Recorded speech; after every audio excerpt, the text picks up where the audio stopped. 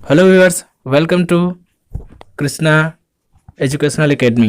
पिछले वीडियो में हमने स्टीम इंजन लोकोमोटिव के बारे में जाना, उसके टाइप्स जाने और हमने जाना कि पूरे इंडिया में ओवरऑल कितने प्रकार के सिस्टम का यूज़ किया जाता है लोकोमोटिव को मोशन प्रोवाइड कराने के लिए, ट्रैक्शन प्रोड्यूस करने के लिए।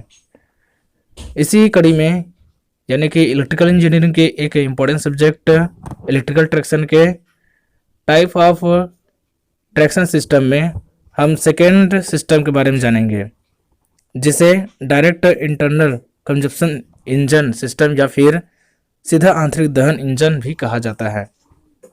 इसमें हम डीजल और पेट्रोल से चलने वाले लोकोमोटिव के बारे में जानेंगे। लोकोमोटिव यानी कि ट्रेन का जो सामने वाला भाग होता है जिसे हम इंजन कहते हैं, उसी को ही लोकोमोटिव कहते हैं। इंजीनियरिंग में यह बहुत ही खास सब्जेक्ट है इलेक्ट्रिकल ट्रैक्शन से रिलेटेड, और जहाँ पर भी हम लोग ट्रेन वर्क करते हैं रेलवे डिपार्टमेंट के लिए बहुत ही इम्पोर्टेंट सब्जेक्ट है। तो आप लोग बिल्कुल इसको ध्यान दीजिए, ये रेलवे जेई में पूछा जाता है इसके सारे क्वेश्चंस। तो चलिए व्यूअर्स, मैं अब स्टार्ट कर रहा हूँ, आप लोग बिल्कुल ध्यान देके सुनिए, और जो लोग नए हैं वो लोग मेरे चैनल को सब्सक्राइब कर लीजिए। चलिए सबसे पहले जानते हैं क्या होता है direct internal consumption engine system. यह एक ऐसा सिस्टम है जिसमें फ्यूल को इंजन के अंदर ही जलाया जाता है, जिससे वहां पर बहुत अधिक मात्रा में हीट प्रोड्यूस होता है और हीट से एयर एक्सपेंड होते हैं, जिससे पिस्टन आगे की तरफ मूव करते हैं और व्हील को रोटेट कराता है या फिर गियर को रोटेट कराते हैं। इसको शॉर्टली इस प्रकार से मैं बताया है, अब थोड़ा से विस्तार से बताना चाहता हूँ। जैसे कि पिछले वीडियो हमने जाना कि स्टीम इंजन क्या होता है, इसमें स्टीम जनरेट करने के लिए पानी को गर्म किया जाता है। उसके लिए अलग से फर्नेस होता है, वहाँ पे पानी को गर्म किया जाता है, फिर बॉयलर के माध्यम से पानी गर्म होकर पाइप के माध्यम से स्टीम इंजन में पहुँचता है। स्टीम इंजन में पहुँचने के बाद यह स्टीम उसे एक फोर्स प्रोवाइड कराता है, जिससे पिस्टन आगे होते हैं। व्हील के घूमने के कारण पिस्टन फिर से वापस अपनी जगह पर आते हैं और फिर से वहाँ पर पिस्टन को फोर्स प्रोवाइड करा जाता है स्टीम के द्वारा। यह प्रोसेस लगातार चलता रहता है। इस प्रकार स्टीम इंजन वर्क करता है। सेम इसी थ्योरी पे बट थोड़ा सा डिफरेंट यहाँ पर यूज़ किया जाता है। इसमें पेट्रोल या फिर डीजल को इंजन के अंदर चैम्बर में भेजा जाता है जहाँ पर पिस्टन होता है। यहाँ पर एयर के साथ पेट्रोल को मिक्स करके इंजन के चैम्बर में भरते हैं, पहुँचाते हैं, और वहाँ पर चिंगारी के माध्यम से या स्पार्क के माध्यम से हीट चिंगारी उत्पन्न करते हैं, जैसे पेट्रोल या डीजल जलता है। डीजल का थोड़ा सा डिफरेंट होता है। डीजल में जब बहुत ज़्यादा कंप्रेस किया जाता है तो वह अपने आप आग लग जाता है। आग लगता है तो वहाँ पर बहुत अधिक मात्रा में हीट जनरेट होता है। साथ ही साथ अचानक से हीट जनरेट होने से एयर एक्सपेंड होते हैं, जिससे एक बहुत तीव्र ताकत से वहाँ पर विस्फोट होता है, जिससे पिस्टन आगे को बढ़ता है और गियर को रोटेट करा देता है।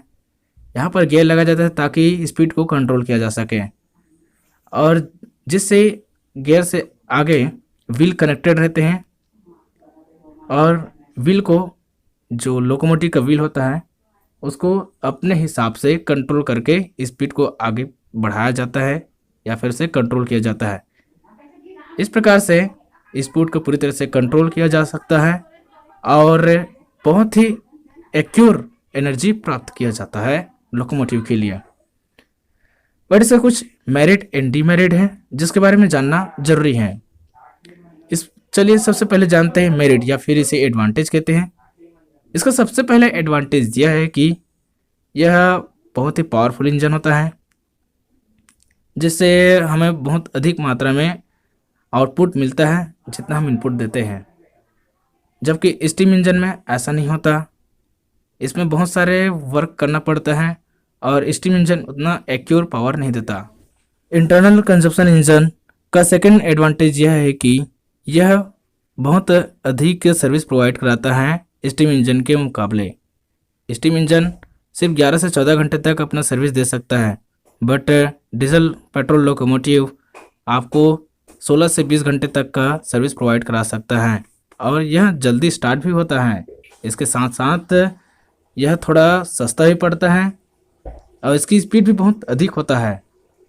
यह स्टीम इंजन की तरह एस प्रोड्यूस नहीं करता, जिससे हमें गंदगी या फिर और अन्य चीज़ों का सामना करना नहीं पड़ता। इसमें वाटर रिक्वायरमेंट की ज़रूरत नहीं है, नहीं इसमें पानी को स्टोर करने की ज़रूरत है, कोल को स्टोर करने की ज़रूरत है।